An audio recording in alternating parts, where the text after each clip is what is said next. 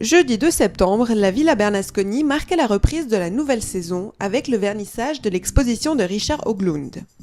À cette occasion, le jeune artiste américain nous a fait découvrir ses créations à travers tout un cheminement puisque l'exposition a été précédée par plusieurs performances. On a choisi Richard Hoagland, cet artiste d'origine suédoise, américain, qui vit à Paris. Alors c'est un peu particulier comme exposition. On a un calendrier où les expositions se répètent et celle du mois de septembre, c'est la fin d'une résidence parce que pendant l'été, on met à la disposition d'un artiste la Villa Bernasconi pendant un mois pour qu'il prolonge un projet, pour qu'il termine ou initie un projet. Et on demande en retour qu'à la fin de ce mois, il fasse une présentation publique ou semi-publique. Ce qui nous donne l'occasion d'aborder des artistes pas seulement genevois, pas seulement régionaux, mais d'aller voir un peu plus loin. C'est un artiste qu'on a rencontré il y a 4 ans, il était alors en résidence en Valais. Il avait fait une exposition à la Ferme Asile et il nous avait parlé à cette occasion d'un projet qu'il avait de travailler autour d'un livre, de l'éthique de Spinoza justement, qui a donné le titre à cette exposition. Et puis on a gardé le contact, il a trouvé après à la Villa et dans ce contexte aussi l'occasion de formaliser en fait ce projet, soit à l'intérieur avec des dessins, des films, des installations, soit avec le projet des performances. L'une des performances, conçue comme une œuvre d'art en soi, a rassemblé 20 coureurs qui portaient tous le dossard numéro 20. L'idée étant de symboliser la déconstruction du chacun pour soi, inhérent aux compétitions de course à pied, pour le transformer en effort collectif, symbolisé par l'unique numéro 20, porté par toute l'équipe de coureurs. La performance qui a ensuite précédé l'inauguration officielle s'est faite sous forme de discours. Un discours très particulier puisque incompréhensible par les spectateurs. Il est pourtant tiré du livre L'éthique de Spinoza. Alors le discours que j'ai livré tout à l'heure, en fait c'est le passage, le contexte pour le titre de l'exposition, le contexte duquel j'ai retiré ce titre.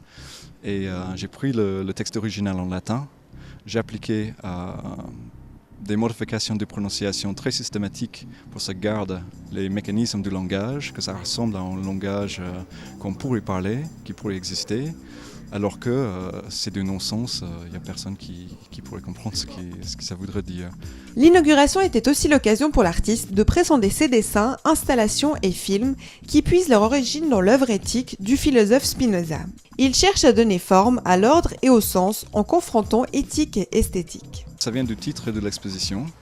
The true definition of man does not involve any consideration of the number 20. C'est une citation tirée directement de l'éthique de Spinoza.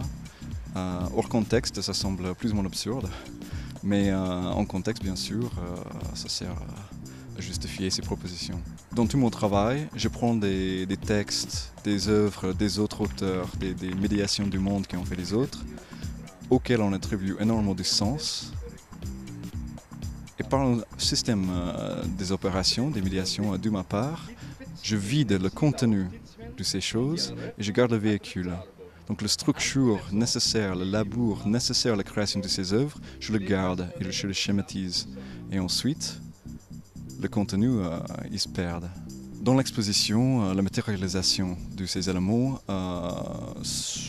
se réalise par les dessins, des sculptures en caoutchouc dans ce cas, des vidéos plutôt académiques en nature, ou vidéos d'instruction. Ils sont basés sur les vidéos académiques qu'a produit Yale dans les années 60. La structure sur laquelle je fais ces interventions dans les dessins est quelque chose qui donne une idée d'ordre, donne une idée de quelque chose qui pourrait nous rappeler des œuvres, des travails, et pas forcément des gribouillages qu'il pourrait avoir l'air d'être. Et c'est chez le spectateur la valeur est créée. Par contre, j'ai pas envie de simplement de disregard, de nier peut-être l'existence de sources nécessaires à cette production. Et donc tout le travail qui est autour du dessin, des vidéos, des projets photographiques, des performances, des lectures, des conférences, tout ce travail est fait pour qu'on pourrait avoir peut-être un petit fenêtre, des petits indices envers le contenu du source. Quand on l'entend par exemple faire de la poésie sonore à partir d'une œuvre de Spinoza, c'est comme quand on est dans une bibliothèque puis qu'on n'a pas lu tous les livres mais qu'on sent leur présence. La poésie sonore c'est ça, ça évoque quelque chose de connu et de mystérieux encore.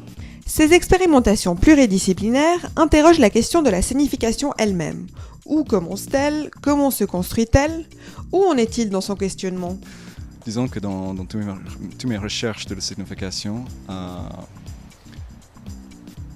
le fait d'être moi-même en recherche de valeur, du sens, je ne peux pas m'en servir comme quelque chose de formulaïque.